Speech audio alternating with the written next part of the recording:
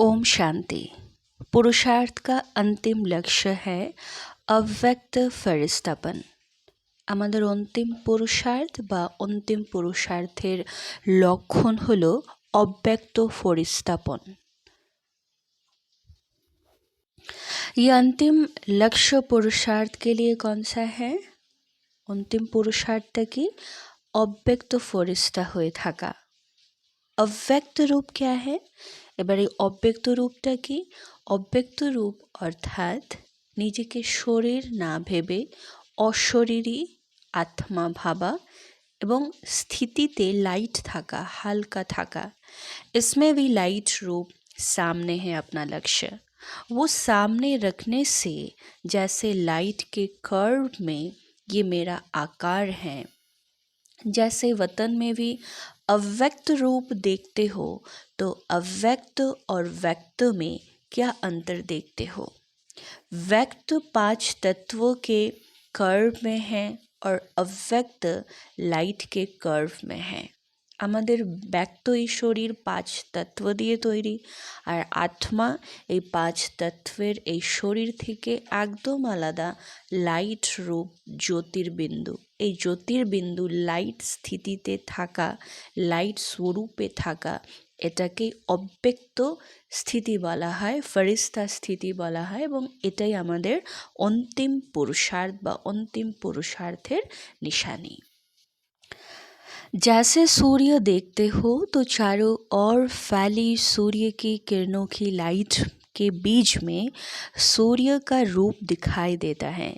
सूर्य की लाइट तो है, लेकिन उनके चारों ओर भी सूर्य की लाइट परछाई के रूप में फैली हुई दिखाई देती है, और लाइट में विशेष लाइट दिखाई देती है। देखो सूर्य तो लाइट ही, সূর্যের আলো, সূর্য তো আলো স্বরূপে আলোই, কিন্তু সূর্যের সেই আলো এরকম চারদিকে বিকীর্ণ হয়, তো সেরকমই বাবা কি বলছেন দেখুন, इसी प्रकार से मैं आत्मा ज्योति रूप हूँ, ये लक्ष्य तो है ही যে আমি আত্মা লাইট স্বরূপ।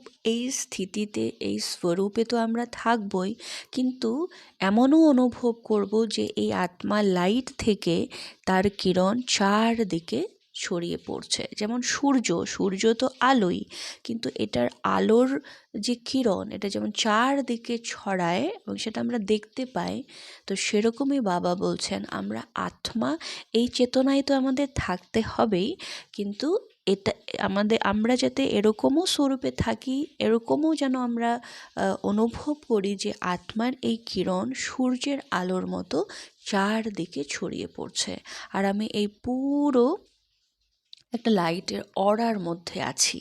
ঠিক আছে, चारों ओर अपना स्वरूप लाइट ही लाइट के बीच में स्मृति रहे और दिखाई भी दे, तो ऐसा अनुभव हो। तो आमी आत्मा পুরো লাইটের কিরণের একদম মাঝখানে, আমি জ্যোতির্বিন্দু, জ্যোতিস্বরূপ আত্মা, এরকমটা যেন অনুভব হয়। শুধু আমি আত্মা জ্যোতির স্বরূপ না, এই জ্যোতি থেকে রশ্মি বা কিরণগুলো চারদিকে ছড়িয়ে পড়ছে, এরকম অবস্থাও যেন অনুভব হয়। এটাকে বলা হচ্ছে ফরিস্তা স্থিতি। जैसे कि आईने में देखते हो तो स्पष्ट रूप दिखाई देता है। যেরকম ভাবে আয়নায় যখন আমরা নিজের স্বরূপকে দেখি তো স্পষ্ট দেখছি না, তো সেরকমই नॉलेज रूपी दर्पण में अपना ये स्वरूप स्पष्ट दिखाई दे और अनुभव हो। तो নলেজের, জ্ঞানের নেত্রে, জ্ঞানরূপী দর্পণে যেন আমাদের এই রূপ স্পষ্ট আমরা দেখতে পাই আর অনুভব করি।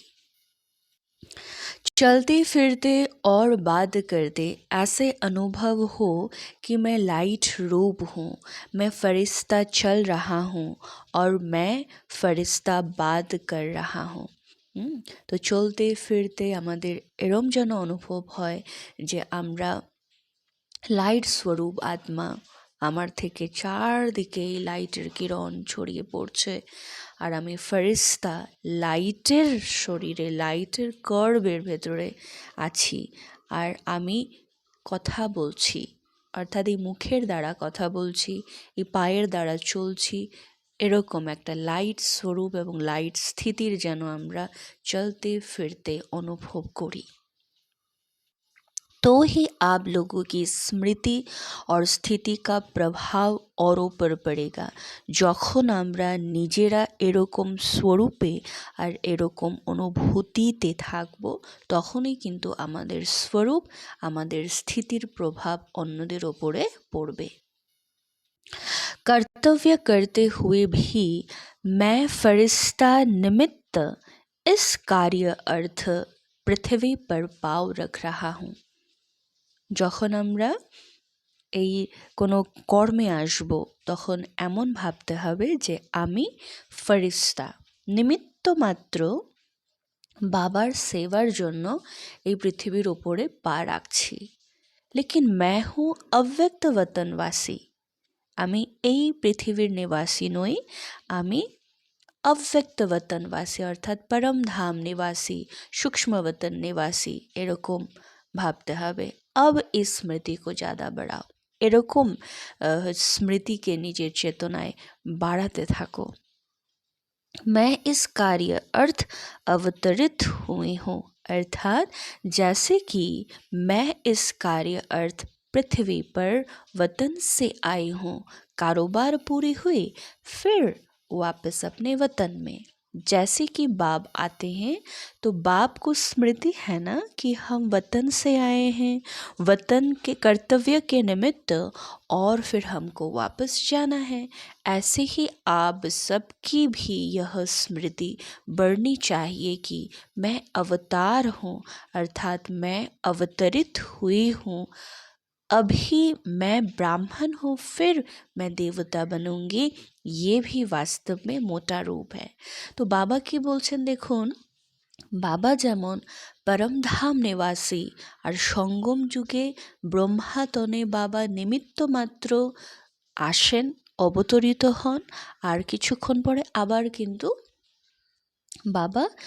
বাবার ব্রহ্মাতনকে ছেড়ে নিজের বতনে চলে যায়। আর যখন কিছু বলার হয়, যখন কিছু কার্য করার হয় ঈশ্বরীয় সেবা নিমিত্ত, বাবা শুধু ব্রহ্মা বাবার শরীরকে ইউজ করে। তো সেরকমই আমাদেরকেও বাবা ভাবতে বলেছেন যে এই শরীরে আমি নিমিত্ত মাত্র অবতরিত হয়েছি, আমি একজন অবতরিত আত্মা, শুধু ঈশ্বরীয় সেবার কার্যের জন্য এই শরীরের আধার নিয়ে আমি এই কাজটা শরীরের দ্বারা করাচ্ছি। এই চেতনা যেন আমাদের বাড়তে থাকে, এই কনশিয়াসনেসকে আমাদের ধীরে ধীরে বাড়াতে হবে। सबको अव्यक्त स्थिति में स्थित कराने हैं, क्योंकि अब तक इस स्टेज तक नहीं पहुंचा है।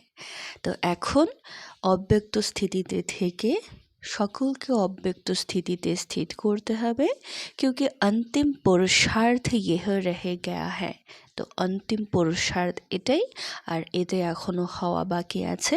এই জন্য বাবা বলছেন এই পুরুষার্থটাকে বাড়াও, নিজেকে শরীর না ভেবে এই শরীরের মধ্যে আমি আত্মা, আর আত্মার এই লাইট চারদিকে ছড়িয়ে পড়ছে, আর আমি ফেরেশতা, আমি অবতরিত আত্মা, ঈশ্বরীয় সেবা নিমিত্ত আমি এই শরীরের আধার নিচ্ছি, অর্থাৎ এই শরীরে অবতরিত হয়েছি শিব বাবার মতো, এরকমটা আমাদের অনুভবে আনতে হবে। साकार स्वरूप के नशे की पॉइंट्स तो बहुत है कि मैं श्रेष्ठ आत्मा हूँ, मैं ब्राह्मण आत्मा हूँ, मैं शक्ति हूँ। तो শরীরে থেকে হচ্ছে আমি আত্মা শক্তি স্বরূপ, আমি আত্মা ব্রাহ্মণ আত্মা, আমি শ্রেষ্ঠ আত্মা, এরকম স্মৃতি যদি আমরা এরকম স্মৃতিতে যদি আমরা থাকি, तो आपके नशे और खुशी का अनुभव होगा, आपको नशे और खुशी का अनुभव होगा। তো এরকম স্মৃতিতে শুধু আমরা ঈশ্বরীয় নেশা এবং খুশি অনুভব করতে পারবো। लेकिन जब तक इस अव्यक्त स्वरूप में लाइट के कर्व में स्वयं को अनुभव ना किया, তো যতক্ষণ না পর্যন্ত আমরা নিজেকে অব্যক্ত স্থিতিতে এবং লাইটের শরীরে অনুভব না করি, तब तक औरों को आपका साक्षात्कार नहीं हो सकेगा। তো ততক্ষণ পর্যন্ত অন্যদের কাছে কিন্তু আমরা সাক্ষাৎ প্রত্যক্ষ হব না। অর্থাৎ অন্যকে সাক্ষাৎকার করার জন্য এই অন্তিম পুরুষার্থ ফেরেশতাপন, যে আমি আত্মা এবং এই আত্মার থেকে চারদিকে আলো ছড়াচ্ছে, এরকম একটা আলোর শরীরে যদি নিজেকে রাখার এবং অনুভব করার অনুভব না থাকে, তাহলে কিন্তু অন্যদের ওপরে প্রভাব পড়বে না বা অন্যদের কাছে আমাদের সাক্ষাৎকার হবে না। হ্যাঁ, খুশি হবে, বাবা বলছেন খুশির ফিলিংস থাকবে, ঈশ্বরীয় নেশা থাকবে, কিন্তু সাক্ষাৎকার মুহূর্ত হতে গেলে আমাদেরকে এই অনুভূতিতে থাকতে হবে যে আমি আত্মা আর আমার আত্মার লাইট পুরো এই শরীরের হচ্ছে শেপে একটা সূক্ষ্ম শরীর, একটা সূক্ষ্ম লাইটের শরীর তৈরি করছে এবং এই শরীর থেকে পুরো লাইট চারদিকে ছড়াচ্ছে। এই স্মৃতিতে আমাদের থাকতে হবে। क्योंकि जो देवी स्वरूप का साक्षात्कार भक्तों को होगा, वो लाइट रूप के कर्व में चलते फिरते रहने से ही होगा। তো কারণ ভক্তদের কাছে দেবী দেবতাদের সাক্ষাৎকার কিন্তু এই শরীরের দ্বারা হওয়া সম্ভব নয়, লাইটের শরীরেই তাদের সাক্ষাৎকার হবে। নিরাকার হলেও তারা বুঝতে পারবে না, কিন্তু শরীরের শেপে একটা সূক্ষ্ম শরীর, একটা লাইটের শরীরে তাদের কাছে এই সাক্ষাৎকার আমাদের হওয়ার আছে। এই জন্য এই অভ্যাসটাকে বাবা বাড়াতে বলছে। শুধুমাত্র আমি আত্মা নয়, কিন্তু আমি আত্মা মাঝখানে এবং তার থেকে পুরো আলো চারদিকে ছড়াচ্ছে।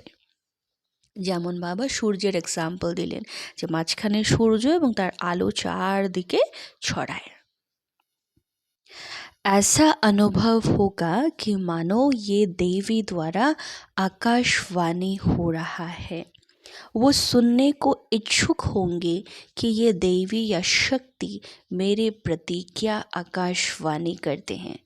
যদি এরকম স্বরূপে আমরা থাকি, তাহলে অনুভব হবে যেন আমাদের দ্বারা আকাশবাণী হচ্ছে। সবাই ছাত্র হয়ে আগ্রহী হয়ে শুনতে চাইবে যে এই দেবী বা এই শক্তি আমার প্রতি কি বলবে বা কি বলছে। आप में अब ये नवीनता दिखाई दे। এখন যেন এই নবীনতা আমাদের মধ্যে বাবা দেখতে পায়।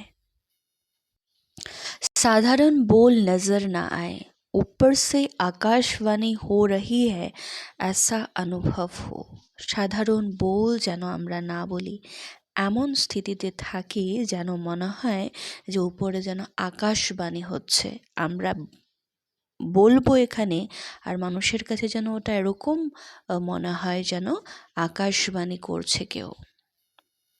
इसीलिए कहा कि अब ज्वालामुखी बनने का समय है। এখন যে সময়টা চলছে সাধারণ রূপে থাকার সময় নয়, এটা জ্বালা স্বরূপে থাকার সময়। এবং এই পুরুষার্থ, এই নবীনতাটা আমাদের নিজেদের পুরুষার্থে আনতে হবে।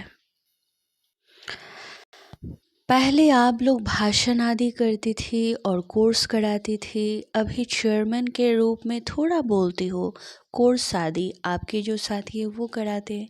अभी इस समय कोई को आकर्षण करना, हिम्मत और उल्लास में लाना, ये सर्विस रह गई है। তো বাবা বলছেন যে এখন আমাদের বাণী এত পাওয়ারফুল হবে আর খুবই যুক্তিযুক্ত, শক্তিশালী হবে, অন্যকে হিম্মত উল্লাস দেবে এমন বাণী, আকাশবাণীর মতো শক্তিশালী বাণী যেন মানুষের কাছে মনে হয় আমাদের বাণী। সাধারণ बोल নয়, সাধারণ স্থিতি নয়, এখন জ্বালামুখী স্থিতিতে থাকার সময়। अभी जिम्मेदारियां तो और ही बढ़ेगी। ऐसा नहीं कि जिम्मेदारियां कम होगी तब फरिश्ता बनेंगे, नहीं, जिम्मेदारियां और सर्विस का विस्तार तो चारों और बढ़ेगा।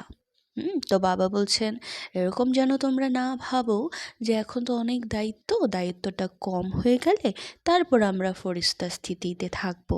এরকম না। বাবা বলছেন যত দিন যাবে তত আমাদের এই জিম্মেদারি আর দায়িত্ব তো আরও বাড়তে থাকবে। তো বাবা বলছেন এই জিম্মেদারিকে নেভানোর সাথে সাথেই আমাদের কিন্তু ইন্টারনালি এই স্থিতিতে থাকতে হবে। অব্যক্ত ফেরেশতা স্বরূপে থাকার পুরুষার্থ আমাদের কর্মের সাথে সাথেই কিন্তু করতে হবে। अब तो एक एक स्थान पर बैठे हो, फिर 10-10 स्थान संभालने पड़ेंगे, फिर तो एक जगह बैठ भी नहीं सकेंगे, है ना। आगे গিয়ে এত সার্ভিস বাড়বে যে এক এক স্থানে এখন তো বসে 10টা জায়গা সামলাও, কিন্তু যখন সার্ভিস বেড়ে যাবে তো এরকম করা যাবে না, তখন তো চারদিকে শুধু দৌড়াতে হবে। अभी तो 6-8 मास में एक जगह 6-8 मास एक ही जगह बैठते हो, लेकिन फिर तो लाइट हाउस मिसाइल चारों ओर সার্ভিস করতে रहेंगे। এখন তো যেমন এক জায়গায় বসে অনেক জায়গা সামলানো যাচ্ছে, কিন্তু পরবর্তীকালে যখন সেবা বাড়বে না, তখন এক জায়গায় আর বসে থাকা যাবে না। লাইটের শরীরের মতো, লাইট হাউসের মতো এই লাইট স্থিতি নিয়ে, লাইটের শরীর নিয়ে চারদিকে সার্ভিসের জন্য ঘুরতে হবে। लेकिन फिर ये लाइट हाउस मिसाइल चारों ओर সার্ভিস করতে रहेंगे। আমাদের চতুর্দিকে সার্ভিসের জন্য ভাগ দৌড় করতে হবে। जो निमित्त बने हुए मुख्य है, सर्विसेबल है और राज्य भाग्य की गति लेने वाले हैं, ऐसे अनन्य रत्न लाइट हाउस मिसल घूमते और चारों ओर लाइट देते रहेंगे। लाइट हाउस का प्रैक्टिकल रूप लाइट हाउस का भी प्रैक्टिकल रूप होना चाहिए ना, जो अनेकों को लाइट देंगे। तो যে নিমিত্ত মুখ্য সার্ভিসেবল রাজগদ্দি যারা নেবে, সেরকম অনন্য বাচ্চাদেরকে সেবার জন্য চারদিকে এখন লাইট হাউস হয়ে ঘুরে বেড়াতে হবে সেবার জন্যে। লাইট হাউসের প্র্যাকটিক্যাল স্বরূপ কি, যে অনেকও লাইট দেंगे, সকলকে সে লাইট দেবে, অর্থাৎ লাইট অনুভব করাবে, অন্যদের ভারীপনকে, আত্মার হ্যাভিনেসকে একেবারে সে লাইট করে দেবে, মাইট দেবে, है ना। बेहद विश्व के मालिक, फिर वह कोई एक एरिया के हद का जिम्मेवार नहीं। ऐसा तो नहीं हो सकता, चाहे निमित्त मात्र भले ही उनका एक ठिकाना हो।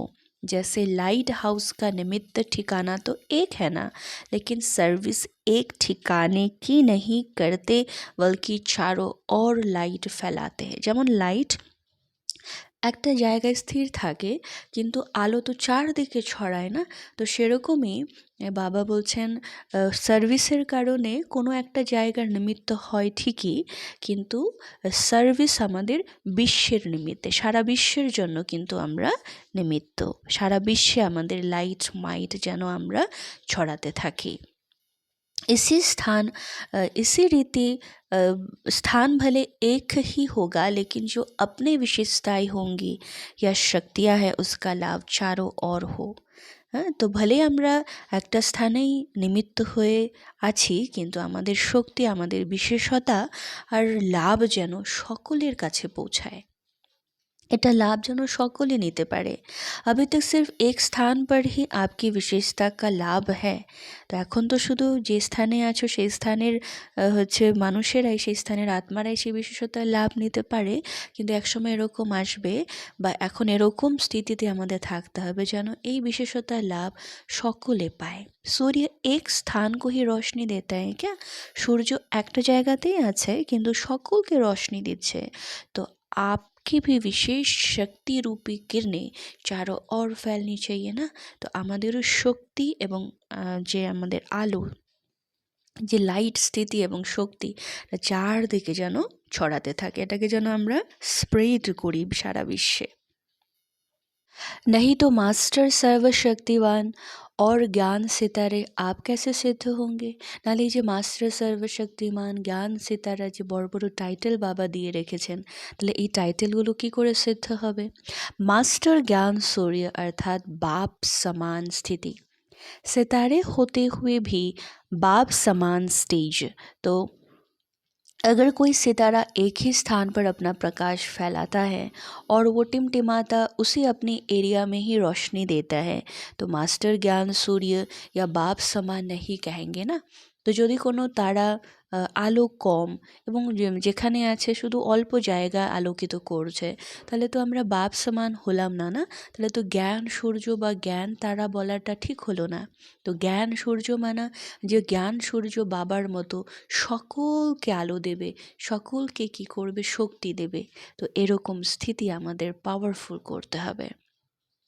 जब तक बाप समान स्टेज पर नहीं आया, तब तक बाप समान तक नहीं ले सकते। इसीलिए अपनी স্টেজ ऐसी বানাও যে সার্ভিস বাড়ে। তো তার জন্য নিজের ভোল্টেজ বাড়াতে হবে আমাদের, যাতে করে সার্ভিসের বৃদ্ধি হতে থাকে। चक्रधारी बनने से ही चक्रवर्ती महाराजा बनेंगे। यहाँ चक्रधारी और वहाँ चक्रवर्ती, যে চারদিকে এরকম সেবা দেয়, হ্যাঁ, তো তাকেই চক্রবর্তী রাজা বলা হবে, সেই চক্রবর্তী राजा হবে। इसमें लाइट का भी चक्र हो और सेवा में प्रकाश फैलाने वाला चक्र भी हो, तभी कहेंगे चक्रधारी। ऐसा चक्रधारी ही चक्रवर्ती राजा बन सकते हैं, যে নিজের শক্তিকে বাড়াতে থাকে, নিজের স্থিতিকে এত শক্তিশালী করে যে নিজে ওই স্থিতির দ্বারা, ওই তার শক্তির দ্বারা আরও অনেকে শক্তিশালী হয় যেন। चलते फिरते लाइट का चक्र हर एक को दिखाई दे। চলতে ফিরতে প্রত্যেকে যেন আমাদের থেকে, আমাদের মধ্যে লাইটকে দেখতে পায়। जैसे इन आँखों से दिखाई पड़ रहा है, आश्चर्य खाएंगे कि सचमुच है या मैं देख रहा हूँ, है ना। তো এরকম সাক্ষাৎকার হবে মানুষের পরবর্তীকালে, যদি আমরা এরকম স্থিতিতে থাকি, তাহলে যে আমি কি দেখছি, একটা আলো চলে গেল, একটা ফেরিস্তা চলে গেল যেন সামনের থেকে, এরকম অনুভব হবে। आपके लाइट का रूप और लाइट का क्राउन ऐसा कॉमन हो जाएगा कि चलते फिरते सबको दिखाई देगा। তো বাবা বলছেন লাইট স্বরূপ, ফেরেশতা স্বরূপে থাকলে এটা সকলে কিন্তু দেখতে পাবে, স্থূল চোখেই দেখতে পাবে ওরা। यह लाइट के ताजधारी है। जैसे साकार में लाइट का अनुभव करना कॉमन बात थी और ये ख्वाहिश नहीं करनी पड़ती थी, सबको इसी रूप में नज़र आता था। जैसे इन आँखों से देख रहे, এরকম মনে হবে যেন এই চর্মচক্ষু দিয়ে দেখবে, ऐसे आप लोगों को अनुभव होगा। देखते देखते खुद गुम होने लगेंगी कि मैं कहाँ हूँ और क्या देख रहा हूँ। যেরকম যখন ব্রহ্মা বাবা ছিলেন, যেই আসতেন নিজের দেহের ভান, দেহের বোধ সব হারিয়ে ফেলে ক্ষয়ে যেত, যে কী দেখছি, কোথায় চলে আসলাম, কী হলো, এরকম অনুভব করতো। তো আগামী দিনে গিয়ে আমরা যদি এরকম স্থিতিতে থাকি, তাহলে কিন্তু অন্যরাও আমাদের মধ্যে সেরকমটাই অনুভব করবে। जैसे साकार द्वारा अनुभव करते थे कि स्वयं से ही कभी कभी आश्चर्य खाते थे कि क्या मेरे पाँव यहाँ हैं या मूल वतन या सूक्ष्म वतन में हैं। जैसे साकार द्वारा आपको अनुभव होते थे, वैसे ही आपके द्वारा सबको अनुभव होगा। তো যেমন করে সাকার বাবা, ব্রহ্মা বাবার থেকে আমরা সকল বাচ্চারা অনুভব করেছি, তেরকম আমাদের বাচ্চাদের দ্বারা বিশ্বের অন্য আত্মারা কিন্তু তেমনটা অনুভব করবে। फिर आपके द्वारा सबको अनुभव होगा। আমাদের বাচ্চাদের দ্বারা সকলকেই অনুভূতিটা হবে। तब तो सामने समान की स्टेज में आएंगे ना। ये तब होंगे जब बीच बीच में आपने इस स्वरूप की स्मृति, अपने इस स्वरूप की স্মৃতি লাতে रहेंगे। আর এটা তখনই সম্ভব যখন আমরা চলতে ফিরতে এরকম স্থিতিতে থাকার অভ্যাস করব। মাঝে মাঝেই চলতে ফিরতে যখন এরকম স্মৃতিটা, আমরা এরকম স্মৃতিতে থাকার অভ্যাস বাড়াবো, তখনই এটা সম্ভব। साकार ने भी गुप्त पुरुषार्थ किया, इसी प्रकार आप लोगों को भी ये गुप्त पुरुषार्थ, गुप्त मेहनत करनी है। তো সাকার ব্রহ্মা বাবাও এই গুপ্ত পুরুষার্থই করেছে, আর এখন আমাদের বাচ্চাদেরকেও এই গুপ্ত পুরুষার্থই করতে হবে, যে আমি আত্মা, আর চারদিকে এই আত্মার লাইট ছড়াচ্ছে। अटेंशन है, अटेंशन টেনশন হতে हुए भी অ্যাটেনশন रहे যে দায়িত্ব থাকবে এটা তো আরও বাড়তে থাকবে কিন্তু অ্যাটেনশন যেন আমরা রাখি। अभी तो फिर भी रात और दिन में आराम करने का टाइम मिलता है, लेकिन फिर তো यह রেস্ট লেনা ये भी সমাপ্ত हो जाएगा।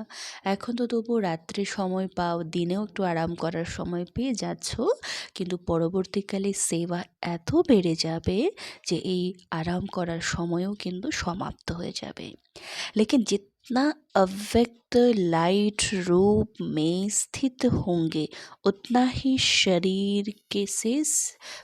शरीर से परे अभ्यास होने के कारण यदि 2-4 मिनट भी जैसे कि अशरीरी बन जाएंगे तो मानो जैसे कि 4 ঘন্টা का आराम कर लिया।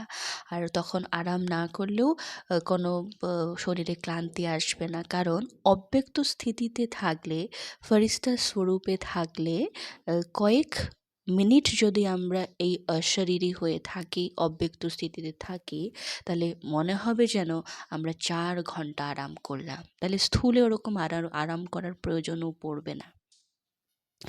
ऐसे समय आएगा जो कि नींद के बजाय 4-5 মিনিট অশরীরী बन যায়।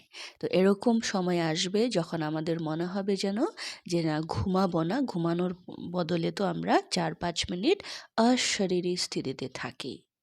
जैसे कि नींद से शरीर को खुराक मिल जाता है, वैसे ही यह भी खुराक मिल जाएगी। যেমন 4-5 ঘন্টা ঘুমানোর পরে শরীরের ক্লান্তি দূর হয়ে যায় না, শরীর আরও এনার্জিতে ভরে যায়, তো সেরকমই 4-5 মিনিট মেডিটেশন করলেই আমরা একদম চাঙ্গা হয়ে যাব, একদম আমাদের মধ্যে সেই ফ্রেশ একটা ভাব চলে আসবে, যেটা নিদ্রার দ্বারা 4-5 ঘন্টা নিদ্রার দ্বারা হয়, বা সেটার এত ঘুমানোর পরেও হয় না।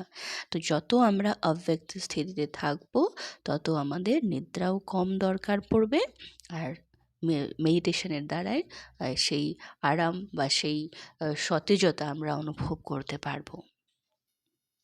तो लाइट स्वरूप के स्मृति को मजबूत करने से हिसाब किताब चुक्त करने में भी लाइट रूप हो जाएंगे। जैसे इंजेक्शन लगाने से 4-5 मिनट में ही फर्क पड़ जाता है, वैसे ही नींद की गोली लेने से भी परेशानी समाप्त हो जाती है। आप भी ऐसे ही समझो कि हम नींद की खुराक लेते हैं। ऐसी स्टेज लाने के लिए ये अभ्यास है। তো বাবা বলছেন যেমন হচ্ছে কোনো কঠিন বিমারি হলে ইঞ্জেকশন লাগানোর 4-5 মিনিট পরেই হচ্ছে একটা পার্থক্য আমরা বুঝতে পারি, আরাম লাগে আমাদের কিছুক্ষণ পরেই, তো সেরকমই অব্যক্ত স্থিতিতে থাকলে বা ফরিস্তাপনের এই অভ্যাস যদি আমরা বাড়াই, তাহলে কিন্তু নিদ না করেও মেডিটেশন করেও আমাদের মনে হবে যেন আমরা খুব আরাম ফিল করছি, আমরা ফ্রেশ হয়ে গেলাম, এমনটা আমরা অনুভব করব। अमृत वेले भी जैसे ये अभ्यास करना है कि हम जैसे कि अवतरित हुए हैं। তো অমৃতবেলাতে এটা অভ্যাস করো যে ভাবো আমরা অবতরিত আত্মা, আমি আত্মা অবতরিত হয়েছি। कभी ऐसे समझो कि मैं अशरीरी और परम धाम का निवासी हूँ, अथवा अव्यक्त रूप में अवतरित हुई हूँ और फिर स्वयं को कभी निराकार समझो। কখনো কখনো নিরাকারী परमधाम निवासी भावो, কখনো কখনো স্থূল वतनवासी भावो। यह 3 स्टेजेस पर जाने की ऐसी प्रैक्टिस हो जाए जैसे कि एक कमरे से दूसरे कमरे में जाना होता है। যেমন একটা কামরা থেকে আরেকটা কামরায় আমরা খুব সহজেই চলে যাই, আমরা এক কামরা থেকে আরেক কামরায় আসা যাওয়া করতেই থাকি, তো সেরকমই এই 3 স্টেজ সাকারি, আকারি আর নিরাকারি, এটা যেন আমাদের এক কামরা থেকে অন্য কামরায় যাওয়ার মতো সহজ হয়ে যায়। तो अमृत वेले इस विशेष अशरीरी भव का वरदान लेना चाहिए, अभी विशेष यह अनुभव हो। তো অমৃতবেলায় অশরীরী হওয়ার পুরুষার্থ, বিশেষ পুরুষার্থ আমাদের করা দরকার। অশরীরী হওয়ার বরদান বাবার থেকে আমরা নেব। जैसे सूर्य की किरणें फैलती हैं वैसे ही मास्टर सर्वशक्तिमान की स्टेज पर शक्तियाँ और विशेषताओं रूपी किरणें चारों ओर फैलती অনুভব করেंगे। যেমন সূর্যের কিরণ চারদিকে ছড়ায়, তো সেরকমই আমরা মাস্টার সর্বশক্তিমান স্থিতিতে থাকলে আমাদের শক্তি বিশেষতা চারদিকে ছড়াতে থাকবে, এমন অনুভব করব আমরা এবং অন্যরাও অনুভব করবে। मैं विघ्न विनाशक हूँ, इसी स्मृति की सीट पर स्थित होकर कारोबार चलाएंगे तो विघ्न सामने तक भी नहीं आएंगे। তো আমি বিঘ্ন বিনাশক আত্মা এরকম স্থিতিতে থেকে নিজের কারোবার যদি আমরা চালাই, সেবা করি, তাহলে বিঘ্ন সামনেও আসবে না। আচ্ছা, ওম শান্তি।